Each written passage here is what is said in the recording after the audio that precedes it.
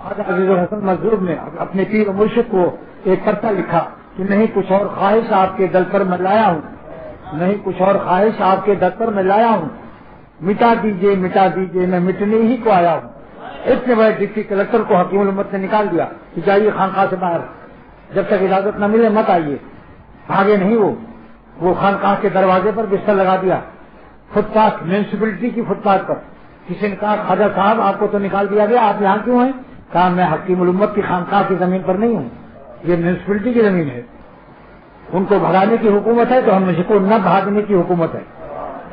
اور ایک پر شعر لکھ کر بھیجا، ادھر وہ در نہ کھولیں گے ادھر میں در نہ چھوڑوں گا، ادھر وہ در نہ کھولیں گے ادھر میں در نہ چھوڑوں گا، حکومت اپنی اپنی ہے، کہیں ان کی کہیں میری۔ لیکن کیا بن گئے؟ مسٹر قطر مس ہوا اور علماء کے مرشد ہوئے۔ مولانا ابراہیم صاحب دعوت برکاتوں نے اپنا مربی اور مرشد بنایا۔ مفتی جمیل احمد تھانوی جامعہ اشرفیہ کے مفتی رحمۃ اللہ علیہ، انہوں نے اپنا پیر بنایا ایک مسٹر کو۔ یہ وہ مقام ہے جس کو حکیم الامت کو خطاب کر کے خواجہ صاحب نے عرض کیا تھا، تو نے مجھ کو کیا سے کیا شوق فراواں کر دیا، تو نے مجھ کو کیا سے کیا شوق فراواں کر دیا، پہلے جاں پھر جانے جاں پھر جانے جانا کر دیا۔ یہاں تک کہ امرتسر آ رہے تھے اپنے پیر بھائی کے پاس، مفتی محمد حسن امرتسری رحمۃ اللہ علیہ کے پاس، تھوڑی دیر کے لیے، اس سے پہلے 10 اسٹیشن پہلے ٹرین بدلنی تھی، وہاں اتر گئے اور بیٹھنے سے 2-4 مسلمان آ گئے، چوگوشیا ٹوپی اور یہ پنچگوشیا ٹوپی دیکھ کر، اور آپ نے تقریر شروع کر دی، اشعار پڑھنا شروع کر دیا، مجمع لگ گیا۔ اتنے میں امرتسر اسٹیشن کا اسٹیشن ماسٹر سکھ بھی آ گیا، ہندو کافر وہ بھی آ گیا اور مست ہونے لگا۔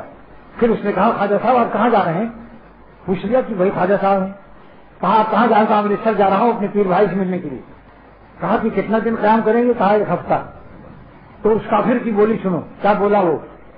اس نے کہا کہ 1 گھنٹہ اس اسٹیشن پر دوسری ٹرین کے انتظار میں آپ نے مجھ جیسے کافر کو ہلا دیا، تو 1 ہفتہ بھی آپ کیا کریں گے وہاں؟